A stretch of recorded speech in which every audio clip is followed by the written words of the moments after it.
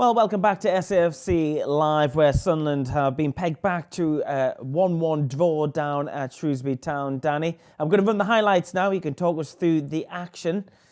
But of course, Sunderland going in at half-time, 1-0 up against a 10-man side. You're thinking we're going to go on and get all 3 points. Come out at half-time. Sure, Lee Johnson's saying at half-time, you've got yourselves in front, you've got the man advantage. Go out there and almost show them that you're a team pushing to get into the playoffs and to the automatics. And we didn't start the second half well. I said it's Saturday, we didn't start the half well when we came out, and it's almost as if we think we can come out at times and just ease our way back into the game, and you can't do it, and then sets the tone for the half.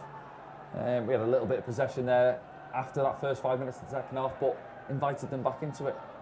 Can't keep doing it. We've done it time and time again. We let teams back into it, and while you're at 1-0, you're always going to be vulnerable.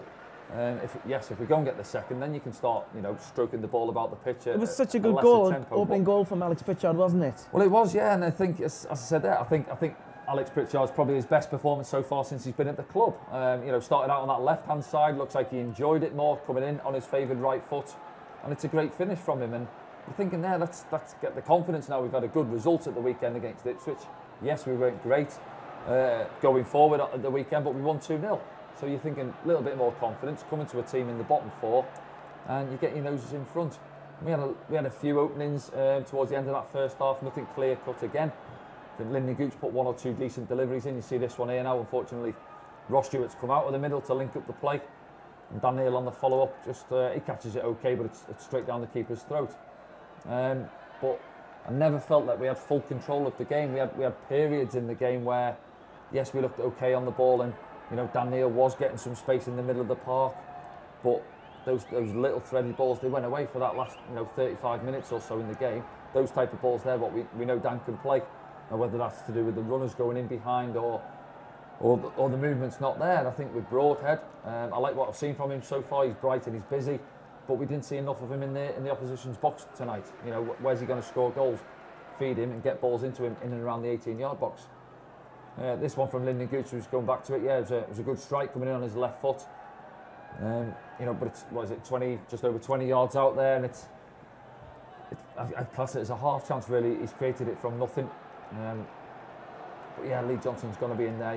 He'll be frustrated. He's not on the touchline throughout the evening. Perhaps sat up behind the dugouts, but from what he's seen in that second half, I'm sure he's in there now, tearing into a few of the boys. Yeah, of course, it was a very frustrating second half for Sunderland. Well, you're seeing it now. Look at it now. Prior to that, there was 2 or 3 opportunities for somebody to put a tackle in with dangling feet, and that's what I'm on about by setting the tone. You're thinking, just encourages them back into the game. This one for Dan Neil, I think it opened up for him. I don't think we've seen Dan high enough at times. He got on a lot of the ball just over the halfway line, but I think Dan's more than capable as well. And that was probably our best opportunity in the second half. Luke O'Nien has one later on, but that was the only ball I feel that we threaded in that second half. Dan Neil's the one providing it, isn't he? He threads it into Alex Pritchard on his left foot, gets the strike in there, and the defender gets the blocking. And then as the half wore on, well, we'll see their goal in a second. It's just little things like this as well. You see Lyndon Gooch over there, he gets the ball put past him, and he sort of stops, expecting Bailey Wright to come out. Bailey doesn't commit because he knows he's got a man behind him. And then we're panicking, and here's the goal now. Ball comes back in, second phase from the throw-in. Bailey Wright does well, clears it. They're onto the second ball, loose one. This one bobbles round, it's dropping down, and then you've got to give your boy some credit. He strikes it on the half volley, and it's a great strike, gets them back into the game, and they perhaps deserve that because they'd had 2 or 3 minutes where they showed a little bit of character. They got forward, they pressed us a little bit. We were loose on the ball and invited them back into the game, and that's what can happen when you're at 1-0. Whether you've got the extra man or not, and if you're not taking care on the ball, that's what can happen. And then you see as the game drags on now, you can see we got into a lot of these areas, but look how compact it is in the box there. It's a bit of a lottery. They've got 6-7 defenders in the middle. It becomes difficult to thread these balls. So this is the one for Luke O'Nien. It's a half chance, isn't it? It sort of ricochets into his path. He finds himself in there on the swivel. He catches it okay, but it's straight at the goalkeeper. And there's another one for Shrewsbury. Look here now, they're a man down, but you've got Josh Vella, who's finding himself walking into our box with 10 yards of space. He's even got the the opportunity to take a touch. Broadhead unlucky here? Well, he is, yeah, but look where he's, striking it from there. If he's 2 or 3 yards further out, towards goal, then it's more of an opportunity. But it's a half chance, and we had too many half chances. We've seen too many overhit crosses, and the longer that half was going on, you just felt that we weren't going to get that good opportunity to get the winning goal. So it's a massive blow that tonight. I think all the hard work we've done at the weekend, where we didn't play well, but we got the 3 points, and you're thinking, can we go down here tonight, follow it up with a good performance, and 3 points. Performance wasn't good enough, and the result shows that. Let's have a look around EFL League One then at the other scores. That's how it finished. AFC Wimbledon 3, Crewe 2, Burton Albion 4, Accrington Stanley 0, Cambridge United 2, Wigan 2. In that game, I think Cambridge were 2-0 up at one point as well. Gillingham 0, Cheltenham Town 2, Ipswich 0, Rotherham United 2, Lincoln City 0, Portsmouth 3, Morecambe 2, Charlton Athletic 2, Oxford United 3, Fleetwood 1, Plymouth Argyle 0, Wycombe 3, Sheffield Wednesday 2, MK Dons 1, and Bolton Wanderers 3, Doncaster Rovers 0. If we just leave that on the screen for a second there. Oh, it's gone there. It's gone. No, Never mind. Looking at a couple of the results here. Rotherham strong There again. You see it there to come back up. Rotherham going away to Ipswich, good result for them. Plymouth, heavy defeat at home to Wycombe. So, there's a couple of interesting fixtures there above us. Obviously, MK Dons as well, getting beat at Sheffield Wednesday. And as you mentioned there, Cambridge were 2-0 up against Wigan. So, there's a couple of results gone our way there as well. But, as I always say, you've got to do your own job first and foremost, and we haven't managed to do that again. Let's have a look at the league table then, please. That's how it stands at the moment. I think the Bolton game is still playing at the moment. Sunderland sit 6th still, as they were before a ball was kicked this evening. They're on 32 points. Haven't played 17. Yeah, so they are still in the playoff positions at the moment. Yeah, we're still in the playoff positions. I get that, and you keep saying, "Oh, we've got games in hand, games in hand." We can't keep saying we've got games in hand. We need to keep, start winning these games. You see, Sheffield Wednesday have won tonight, got themselves right in amongst it now. Rotherham are top, and it's tight in there. It's going to be, it's going to be tight. I think throughout the season. I don't think anyone's going to run away this season. Plymouth have been up there, and fair play to them. They've had a couple of bad results now. You see, they've just come away. I think Rotherham are going to be the team to beat this season, if I'm honest. If you finish above them, then you've got a good chance of getting automatic promotion. Wycombe, we know they're strong, certainly at home. So it's tough, but we can't afford now to be going to, no disrespect, to places like Shrewsbury. We've lost there the last 2 games. I think 2 seasons before tonight. Gone there tonight, picked up a point. It's not good enough for where we want to be. Okay, thanks, Danny. I think we're going to have a look now at your thoughts here on SAFC Live as we have a look at your hashtag Ask Danny's.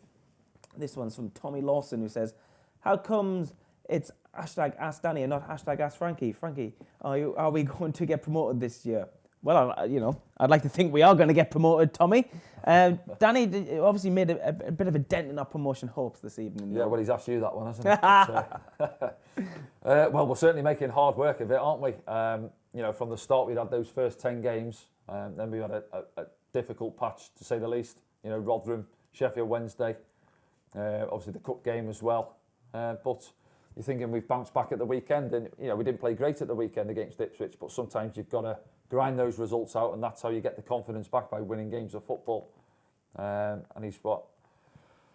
Are we going to get promoted this year? Well, there's still a long way to go. We're still a long way to go. Still not halfway through the season. Positives to take if we're still right amongst it. And I say yes. We can't keep saying we've got games in hand, but we have. But we've got to start winning these games. The international breaks where we're obviously playing catch up, but it becomes a long season. We've seen it in previous seasons where we've got games in hand, and it's not a banker that you're going to pick up results in those games in hand. Sometimes it's better to have the points on the board. But we're still right in amongst it. Cambridge away at the weekend, I think, isn't it? So difficult one. I know they've just come up, but they've scored goals, Cambridge. I think they play quite an open game. Another difficult ground to go to in a way. It's obviously feels like a lower league ground as well, compact, tight around the pitch. I'm sure we'll have good numbers down there as well, getting behind the lads, but we need to turn in a performance. I said we needed 4 points out of these 2 games. Well, there's one tonight, so we need to go down there and win at the weekend. And then you're still looking at results around you. Let's have a look at the next one then, please. This next one is from Susanna, who says, Danny, as a defender, do you feel that red card was justified? Also, how's your new baby doing? Watching from Oregon coast and introducing our friends to the team. Hashtag Ask Danny. Ask Daddy on there. Family all well at the moment? Family's all well, baby's sleeping well, drinking a lot of milk, sleeping. That's what they do, Danny. Yeah, can't complain at him, to be fair. He's been good. It's good to have you watching on from Oregon coast, Susanna. Thanks for tuning in. The red card, let's talk about that then. Straight red for you? Yeah, when I first seen it, I thought, obviously, the ball goes into Broadhead, has a loose touch, doesn't he? Gets away from him, and I think that's what invites the defender, Davis, to come through it and to win the ball. And I think he doesn't have to perhaps even come with the amount of force what he does. I think the ball's there for him to win, and he does win it. You see the direction the ball goes in, but it's his follow-through. I think you go perhaps back to the Elliot Embleton one the other week, down at Gillingham, wasn't it, where he got sent off, and does he catch the lad? And people will say it's the force he's gone in with, it's the way he's gone in, and the linesman's looking down. I don't think the referees give it. I don't think the refs give the red. I think it's the linesman who's... He was on his earpiece, wasn't he? Yeah, he spoke to him, he said, I think he's gone in, studs up. Yeah, we'll have a look at it back now, and you can see... Ball comes into him, Gooch plays it in, gets away from him, and see it's scissor, almost a scissor movement, isn't it? Really, you see it. We'll have another look at it if you want, and you see it again. He's just rolls it into him, Broadhead just pops off him, and then he can even just play that with standing up. He doesn't even need to go to fit. He can probably play it to the 12 in the pocket there, Bowman. But it's as if it's one of those where you can play the ball and think I can leave a little bit on my man as well here, and it's cost him, hasn't it? I was going to say cost his team, but at the end of the evening, it didn't really cost his team, did it? Because they managed to get back into the game. So no, disappointing. Was it a red? Possibly. I'm a little bit old school. I think you can go in and win a ball, but obviously in this day and age you can't. He has gone in with a little bit of force there, I think. So I'd probably say yes. You can't argue that it was a red card, I think is what I'd say. Okay, Danny, let's have a look at the next one then, please. This one's from Jason, who says, do you think LJ is getting his tactics wrong at the moment? And what do you think has gone wrong since the defeat at Portsmouth, as we can't seem to get it together? Well, certainly, we had the win at the weekend. Let's look at the positives from tonight. We're here representing the club, and it's always good to try and draw the positives from tonight's performance. I thought Bailey Wright was good at the back. You mentioned Dan Neil in midfield as well. Broadhead getting more minutes as well. Pritchard as well on the left-hand side. Yeah, Pritchard getting his first goal as well. Some individual performances were good out there this evening, but from 11 being out there, and 14 including your subs that are coming on as well, too many were off the boil again. And that's been the case where earlier in the season we had a lot of 7, 8 out of 10s, and each game we were struggling to pick a man of the match for the good reasons, weren't we? Meaning there was 4 or 5 candidates for man of the match, where since, perhaps Charlton really, even...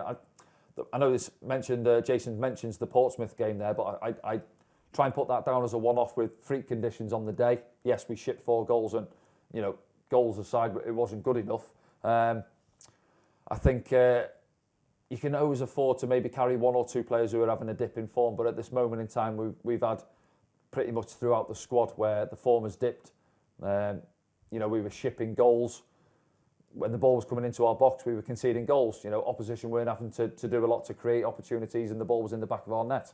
We stopped scoring goals. So it was at both ends of the pitch, and I think Lee Johnson said it wasn't through the middle of the pitch we weren't too bad. It was in both boxes where we were struggling. Obviously, come to the weekend, Ipswich much better defensively. We were solid against Ipswich. They had 1 or 2 chances in the first half, but coming up against an Ipswich team who were free scoring, top scorers, I think, limited them to very little.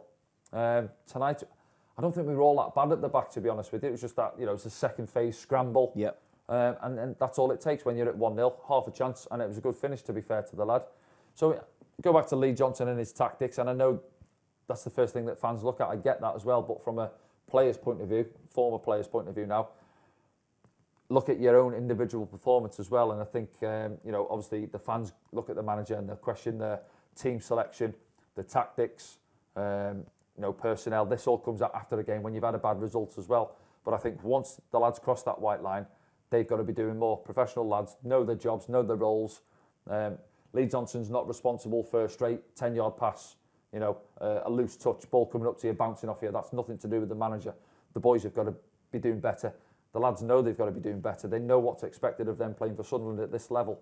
and that's to be competing for automatic promotion, and certainly, worst case, is getting into the playoffs. And we've come away from it. We're losing games of football. Up until the weekend, we've been losing games of football. And that saps the confidence out of you as a player, as a team. They know it's not been good enough. They've had the break. I think Lee Johnson would have liked to have had a full squad to work with. Obviously, I think we had 3 of the back 4. You know, it was only Winchester from what we had as the regular back 4 back at the training ground for those weeks. The other lads were away in international, so we couldn't work as a back unit, although we have actually been better, I think, in the last couple. Back's looked all right, hasn't it? Yeah. That's not been an issue. I think Saturday we weren't great at all going forward. Created very little. And then tonight it was huff and puff, wasn't it? For a lot of it, we had 1 or 2 openings. Lyndon Gooch had the effort, but that's self-created from 25 yards. Struggled to play those little clever balls through them. So they've got to keep working. You know, we're in a difficult spell at this moment in time, and got to keep working away. Training ground, get back to it. Games coming thick and fast. You know, quick turnaround tonight. The boys will travel back up. Probably be off tomorrow. Get back to it Thursday, Friday, and you've got to get ready to go again. Back on the road down to Cambridge. Yeah, a lot of travelling this week, isn't there, for the lads? So you know, you're back on the bus, and that's where we are. That's where we are geographically. We're up in the northeast, so you know you've got a lot of journeys. People have said we've got a big squad, but all of a sudden we haven't got a big squad because injuries have come like that, like they did last season. Yeah. So we're short in numbers at fullbacks. We're having to make do in positions, but we've got to get on with it, and that's how football is. And I think Lee Johnson looks at the squad and he backs them to be good enough. Just at this moment in time, the lads aren't out there showing it, so they've got to keep working away. Thanks, Danny. Let's move on to the next one then, please.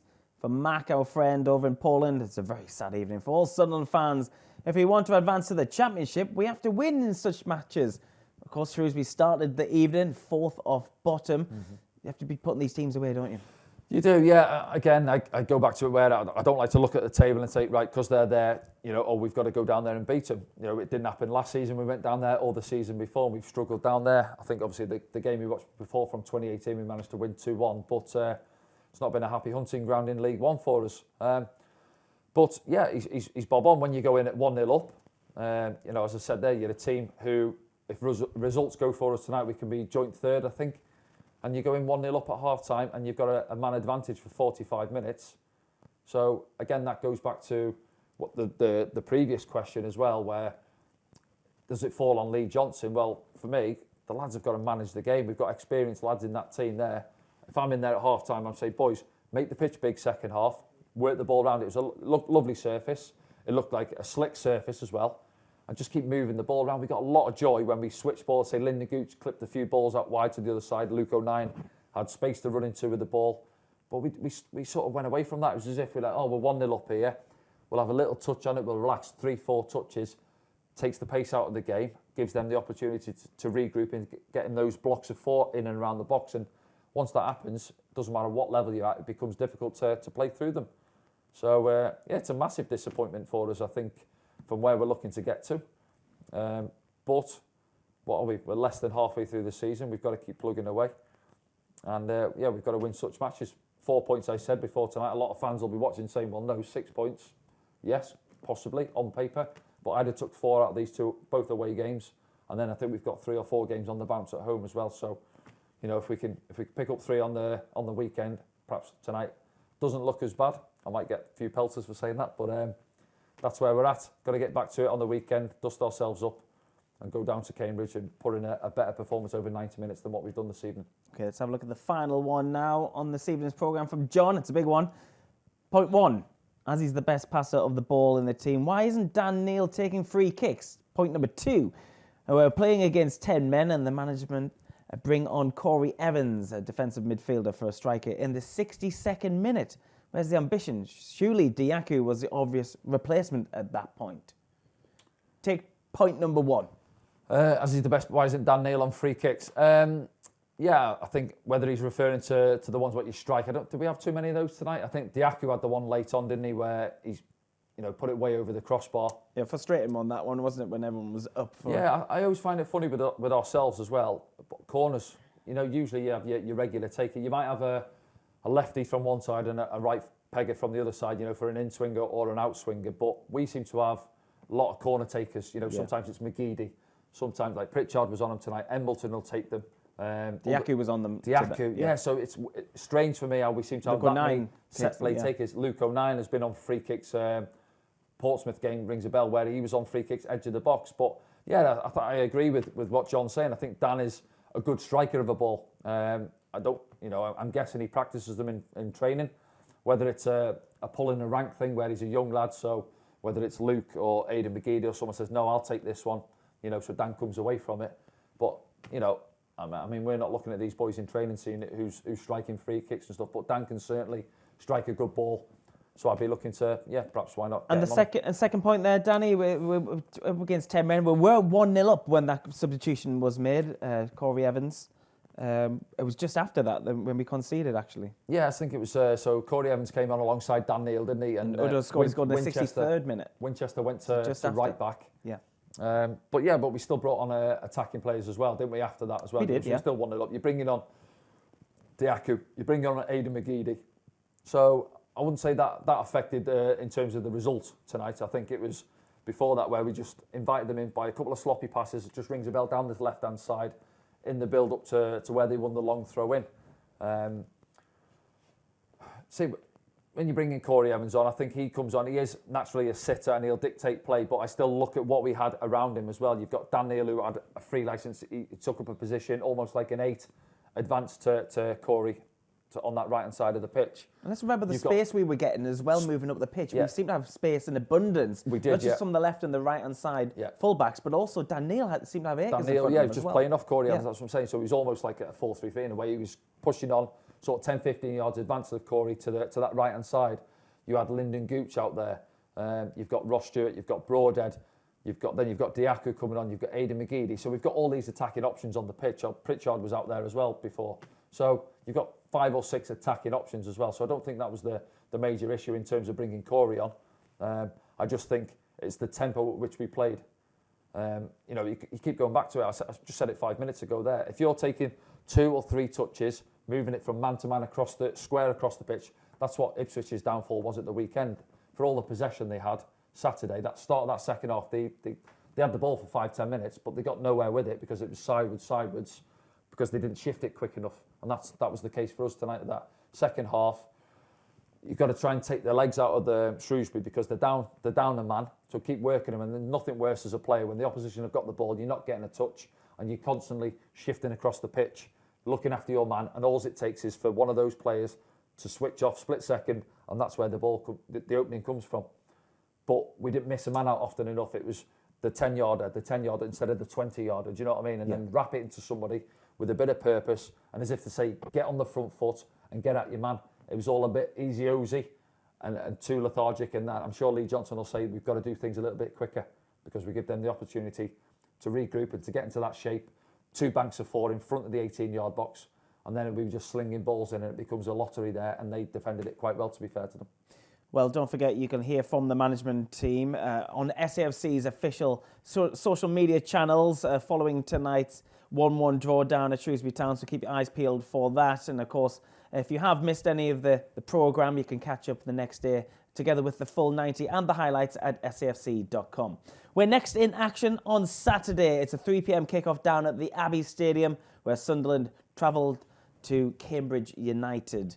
That's when we'll be on air from around about 2:30 for that one here on SFC Live. I hope you can join us for that. We'll see you soon.